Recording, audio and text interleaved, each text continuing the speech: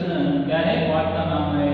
और यहाँ पर पेज नंबर 37 टेक्स्ट बुक निकालकर पेज नंबर 37 में देखिए, यहाँ स्वामी विवेकानंद है। कौन है?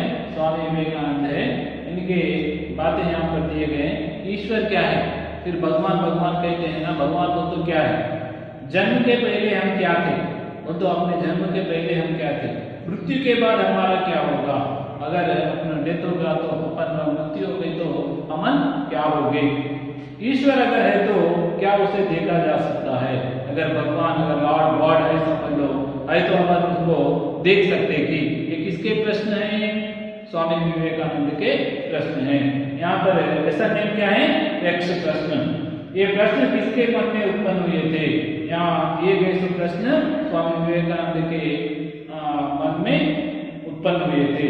स्वामी विवेकानंद ने इन प्रश्नों को उत्तर किससे पूछा होगा? ये विवेकानंद ने उनके गुरु किससे? रामकृष्ण परमहंस से पूछा होगा। इनके जीवन में से हमें क्या संदेश मिलता है? इनके जीवन में से अपने को किस तरह का मैसेज मिलता है कि वो अपन देखना चाहिए। उद्देश्य देखो, इस लेसन का उद्देश्य क्या है? कहानी विद्या के माध्यम से कहानी लिखने का ज्ञान प्राप्त करना, जिज्ञासा व दार्शनिक प्रश्नों में माध्यम से बौद्धिक विकास करना। इसका मेन उद्देश्य है कि इस लेसन का, इस पाठ का क्या उद्देश्य है? कहानी लेकर मतलब स्टोरी किस तरह लिखना कि बच्चों में उसकी कला को उत्पन्न करने का, जिज्ञासा व दार्शनिक प्रश्नों के माध्यम से बौद्धिक विकास करना इस पाठ का मुख्य उद्देश्य है। सुनो पेज नंबर 38। यहाँ घटना महाभारत काल की है। ये घटना कब की है? महाभारत काल की है। उस समय पांडव द्रौपदी सहित 12 वर्ष के वनवास पर थे। जिस समय ये क्या है, ये कहानी कब की है? महाभारत काल की है। उस समय पांडव द्रौपदी सहित 12 वर्ष वनवास पर थे। द्रौपदी समेत पांडव लोग क्या थे? वनवास में थे। कितने वर्ष के लिए? 12 इयर्स के लिए, 12 वर्ष के लिए उन्होंने वनवास में थे। एक दिन अचानक एक ब्राह्मण पांडवों के पास आया। एक दिन अचानक सडनली एक ब्राह्मण क्या गया? पांडवों के पास आया। वहां अपनी व्यथा सुनाते हुए कहने लगा, एक हिरण मेरी अग्नि की लकड़ी लेकर भाग गई। एक हिरण एक आगे क्या करी? मेरी लकड़ी लेकर, हड्डी की लकड़ी को तो वो यज्ञ करने से एक लकड़ी होती है, वो लकड़ी लेकर भाग गई। अब मेरे पास यज्ञ की अग्नि पैदा करने के लिए दूसरी लकड़ी नहीं है, मेरे पास दूसरी लकड़ी नहीं है बोलकर वो ब्राह्मण ने पांडवों के साथ बोला, कृपया मेरी लकड़ी वापस दिला दो। वो हिरण के पास से मेरी लकड़ी को रिटर्न दिला बोलकर कौन है? ये ब्राह्मण ने पांडवों के साथ कहा। पांडव ब्राह्मण की व्यथा सुनकर से प्रभावित हुए, इसलिए वे हिरण की खोज में निकल पड़े।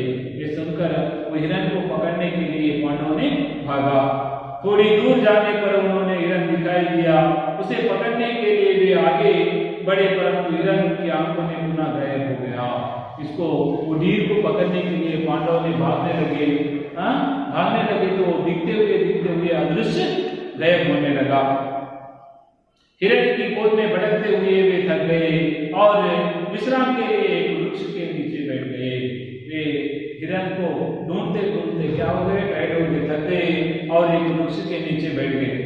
प्यास के मारे सभी के कंठ सूख गए थे। युधिष्ठिर ने नकुल को पानी की तलाश में भेजा। जब युधिष्ठिर किसे कहते हैं? पांडव अग्रज को, पांडवों में बड़े को, धर्मराज को युधिष्ठिर कहते हैं। युधिष्ठिर ने नकुल को पानी की तलाश में भेजा। यहाँ बारिश में कहा तो भी पानी है, पीने के लिए पानी होना बोलकर धर्मराज ने नकुल को पानी की तलाश में भेजा। नकुल पानी की खोज में निकला और चलते चलते एक सरोवर के पास पहुंचा। पानी की तलाश में निकला, चलते चलते वहां एक सरोवर नकुल को दिखा। वहां सुनते पहुंचा। सरोवर देखकर उसका मन प्रफुल्लित हुआ। सरोवर देखने में नकुल का मन क्या हुआ? बहुत संतोष से भर गया। वह सोचने लगा कि क्यों ना मैं पहले अपनी प्यास बुझा लूं, क्यों ना मैं अपनी प्यास बुझा लूं कहकर नकुल ने कहा। वहां सोचने लगा कि क्यों ना मैं पहले अपनी प्यास बुझा लूं। वहां पानी पीने के लिए उद्यत हुआ था कि सासा एक आवाज गूंज उठी। इतने में उधर से एक साउंड आवाज आई, गूंज उठी, ए नकुल पानी पीने का दुस्साहस ना करे। उस सरोवर में से पानी पीने का दुस्साहस देर ना करना बोलकर एक आवाज आई, सावधान, पहले मेरे प्रश्न के उत्तर दो। नकुल चेतवानी की परवाह ना करके पानी पीने लगा। पहले मेरे क्वेश्चन का आंसर देकर वो पानी छीना बोलकर, पानी को टच करना बोलकर वो आवाज बोली, मगर नकुल ने चेतवानी की परवाह ना करके पानी पीने लगा। पानी पीते ही वहां भूमि पर गिर पड़ा। पानी पीते ही वहां भूमि पर क्या हो गया? गिर गया, गिर पड़ा। बहुत देर तक नकुल के ना लौटने पर युधिष्ठिर ने चिंता सताने लगी। उन्होंने उसकी खोज में बारी बारी से सहदेव, अर्जुन और भीम को भेजा। अपने और चारों भाइयों को भी वो पानी की तलाश में भेजा। फर्स्ट नकुल गया, बाद में सहदेव गया, बाद में अर्जुन गया, बाद में भीम। इस तरह चारों भी वहां तक गए और वहां पानी पीकर बेहोश गिर गए। सभी ने सरोवर तट पर प्यास बुझाने प्रयास किया और नकुल की बातें धारा पर गिर गए। जब कोई भी लौट कर ना आया तो युधिष्ठिर स्वयं चिंतित अवस्था में उनकी खोज में निकल पड़े। तृषा से व्याकुलित युधिष्ठिर पहले अपनी प्यास शांत करने के लिए सरोवर की ओर को गए। वहीं युधिष्ठिर को अपने भाई दारा पर पड़े दिखाई दिए। जैसे ही वे आगे बढ़े तो उन्हें भी वही आवाज सुनाई दी। जब धर्मराज ने पानी पीने के लिए सरोवर के पास गए तो और वो अदृश्य आवाज और सुनी आई, सावधान, तुम्हारे भाइयों ने मेरी चेतवानी की ओर ध्यान नहीं दिया, इसलिए उनकी यह दशा हुई। यदि तुम पानी पीना चाहते हो तो पहले मेरे प्रश्नों के उत्तर दो। यदि तुम भी पानी पीना चाहते हो तो मुझे मेरे प्रश्न के जवाब पहले दो, फिर अपनी प्यास बुझाना। युधिष्ठिर ने कहा, श्रीमान, आप प्रश्न कीजिए, मैं उत्तर देने के लिए तैयार हूँ। आप क्वेश्चन पूछिए, मैं उत्तर देने के लिए क्या हूँ? तैयार हूँ। यक्ष प्रश्न कहते हैं, महाभारत में होते हैं ये। अपन घर में अपने बड़े लोगों को बोले तो ये स्टोरी बोलते हैं। यक्ष, मनुष्य का साथ कौन देता है? यक्ष क्वेश्चन पूछा, फर्स्ट क्वेश्चन, मनुष्य का साथ देने वाला कौन होता है? युधिष्ठिर, दैवी मनुष्य का साथ देता है। कभी भी अपना डेरी अपने को साथ देता है। यक्ष, वह कौन सा शास्त्र है जिसका अध्ययन करके मनुष्य बुद्धिमान बनता है? इस दुनिया में कौन सा शास्त्र है कि उसको पढ़ने से मनुष्य बुद्धिमान करता है? जब धर्मराज बोलते हैं, कोई भी शास्त्र ऐसा नहीं, महान लोगों की संगति से ही मनुष्य बुद्धिमान बनता है। देखो, ऐसा शास्त्र कोसा भी नहीं है कि महान लोगों की संगति से मनुष्य क्या होता है? बुद्धिमान बनता है। इसलिए अपन भी अच्छे लोगों के फ्रेंड सर्किल में रहने पर अपन भी अच्छे होते हैं। यक्ष, भूमि से भारी चीज क्या है? युधिष्ठिर, संतान को कोख में धारण करने वाली माता भूमि से भारी होती है। देखो, अपनी माता ये क्या होती है? ये भूमि से भी क्या होती है? बड़ी होती है। यक्ष, आकाश से भी ऊंचा कौन है? इस आकाश है ना, ये आकाश से भी ऊंचा कौन है? जब युधिष्ठिर कहते हैं कि पिता आकाश से ऊंचा होता है, अपने अपने पिता होते हैं ना, आकाश में ऊंचे होते हैं, वो तो उनका स्थान उतना बड़ा होता है। यक्ष, हवा से तेज चलने वाला कौन है? एयर से भी तेजी से फास्ट चलने वाला और इस दुनिया में क्या है? जब धर्मराज आंसर देते हैं कि मन क्या होता है? बहुत तेजी से भागता है। यक्ष, विदेश जाने वाले की साथी कौन होता है? जब अपन अदर कंट्रीज गए, समझ लो अपने साथ देने वाले कौन है? जब धर्मराज कहते हैं कि विद्या, अपनी पढ़ाई, अपनी एजुकेशन ही अपने को अदर तो फॉरेन गए तो दूसरी कंट्री गए तो अपने को साथ देती है। यक्ष, मरणासन में वृद्ध का मित्र कौन होता है? जब मरणासन वृद्ध, जब मरने को तैयार रहने वाले ओल्ड एज वाले को मित्र फ्रेंड कौन होता है? दान, क्योंकि मृत्यु के बाद अकेले चलने वाले जीव के साथ न चलता है। अपन देने वाले दान धर्मी अपने साथ आते हैं, इसलिए अपन सभी क्या करना चाहिए? Man service is God service कहते हैं। अपन भी क्या करना चाहिए? अपने को कितना हुआ तो उतना को दूसरों को सर्विस करना चाहिए। मरणासन वृद्ध का मित्र कौन होता है? दान। यक्ष, सुख क्या है? युधिष्ठिर, जो शील और सच्चरित्र पर स्थित है। क्या देखो सुख क्या है, सुख कहते हैं ना, सुख क्या है बोलकर यक्ष धर्मराज को कहता है। जब धर्मराज कहते हैं कि जो शील और सच्चरित्र पर स्थित है, शील का अर्थ होता है कि कैरेक्टर, बेस्ट कैरेक्टर ही क्या होता है, अपना सुख होता है। कैरेक्टर लेस होगा समझ लो, पूरा भी लेस होगा इसलिए अपना कैरेक्टर अच्छा होना चाहिए। यक्ष सबसे तुच्छ क्या है, दुनिया में सबसे तुच्छ वस्तु क्या है, चिंता। इसलिए अपने को कभी भी चिंता नहीं होना चाहिए। चिंता हो तो क्या होता है, आदमी परेशान होने से आदमी जल्दी हो जाता है, इसलिए चिंता नहीं होना चाहिए बोलकर युधिष्ठिर जी कहते हैं। यक्ष किसके छूट जाने पर मनुष्य सर्वदेव बनता है। देखो किसके छूट जाने पर मनुष्य सबसे सब अच्छा बनता है, अहम भाव के छूट जाने से। इसलिए आदमी को अहम भाव का अर्थ होता है कि प्राउड और ईगो नहीं रहना चाहिए। प्राउड रहने पर क्या होता है, आदमी दूसरों से गलत ये होता है। इसलिए धर्मराज कहते हैं कि अहम भाव के छूट जाने पर आदमी को अहम भाव, प्राउड और ईगो ऐसे करा के नहीं होना चाहिए। इसी प्रकार यक्ष ने कई अन्य प्रश्न भी किए और युधिष्ठिर ने उन सब के ठीक ठीक उत्तर दिए। इसी थोड़े क्वेश्चन है, इस तरह के बहुत क्वेश्चन पूछे तो धर्मराज सबके आंसर भी दिए। अंत में यक्ष बोला, राजन मैं तुम्हारे मृत भाइयों में से एक को जीवित कर सकता हूँ, तुम जिस किसी को भी चाहो वह जीवित हो जाएगा। हमारे मरे हुए कुछ तो भाइयों हैं कि उसमें से केवल एक को मैं जीवित कर सकता हूँ। किसको होना कि बोलो, नकल होना, सहदेव होना, अर्जुन होना, भीम होना, कौन होना कि बोलो बोलकर। कौन? यक्ष ने धर्मराज से पूछा।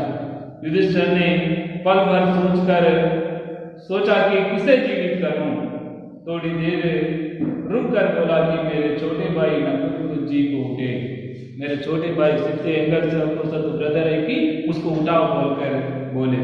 युधिष्ठिर के इस प्रकार बोलते ही उन्हें पूछा, युधिष्ठिर 10,000 हाथियों के बल वाले भीमसेन को छोड़कर तुमने नकुल को जीवित करना क्यों ठीक समझा?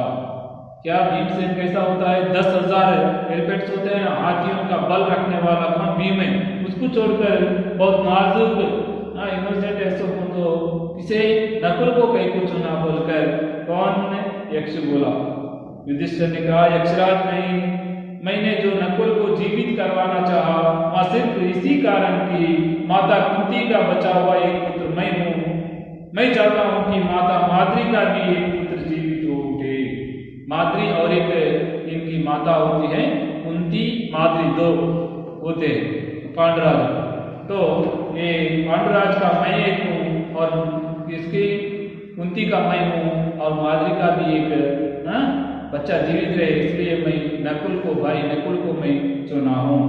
अतः आप कृपा करके नकुल को जीवित कर दें। युधिष्ठिर के धर्म स्वभाव से यक्ष अत्यंत संतुष्ट हुए और उन्होंने वर देते हुए भैया कहा, पक्षपात रहित मेरे प्यारे पुत्र, तुम्हारे चारों ही भाई जीवित हो। जब बहुत संतुष्ट होकर यक्ष ने एक वर दिया कि चारों भाइयों को भी जीवित कर दिया। ये क्या कहते हैं? यक्ष प्रश्न कहते हैं। ये कहाँ होते हैं? महाभारत में होते हैं। इसलिए यक्ष प्रश्न क्या होते हैं? ये प्रश्न पूरे भी अपने को आना चाहिए। आकाश से बड़े कौन होते हैं? पिता होते हैं। भूमि से बड़े कौन होते हैं? माता होती हैं। क्या सबसे तुच्छ क्या है? चिंताएं। और किसके छूट जाने पर मनुष्य सर्वप्रीत बनता है? अहम भाव छूट जाने पर मनुष्य सर्वप्रीत बनता है। यहाँ देखो अपने को यहाँ गद्यांश दिया गया और अर्थग्रह प्रतिक्रिया में प्रश्न के उत्तर सोचकर लिखिए। युधिष्ठिर के बारे में बताइए। धर्मराज, युधिष्ठिर कौन है? धर्मराज के बारे में बताइए। युधिष्ठिर की जगह तुम होते तो किसे जीवित करवाना चाहते हो और क्यों? युधिष्ठिर के प्लेस में अपन हुए तो वहां पर मरे हुए उनके भाइयों में से किनको जीवित करना चाहते थे और क्यों? पाठ के आधार पर वाक्यों को सही क्रम दीजिए। पाठ को पढ़कर यहाँ पर सही क्रम दीजिए।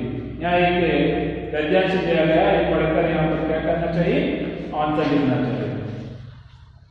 और यहाँ देखो इन प्रश्नों के उत्तर दीजिए। भाषा की बात में देखो यहाँ पर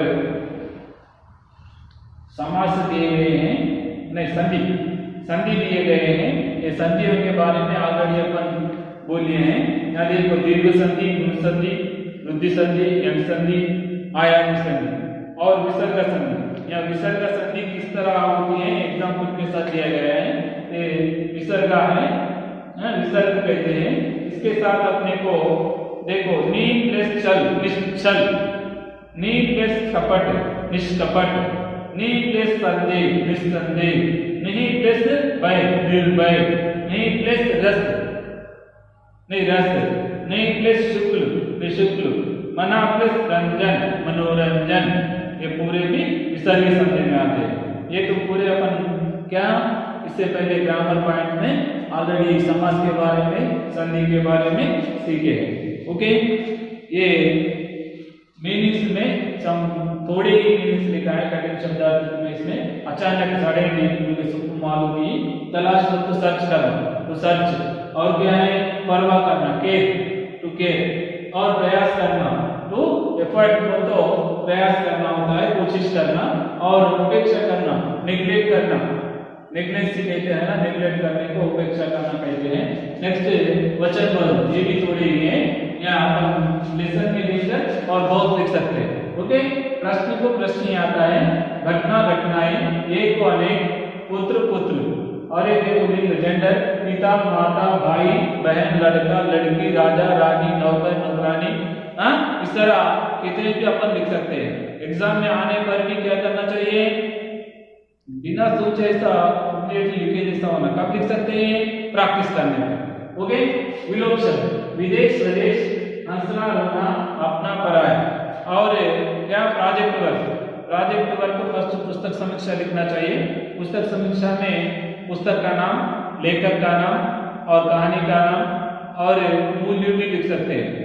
मूल्य वो उसमें दिए गए मूल्य होता है, और लेखक का नाम क्या होता है, कहानी का नाम क्या होता है, वो लिखना चाहिए फर्स्ट वन। नेक्स्ट वन परियोजना कार्य, प्रोजेक्ट वर्क।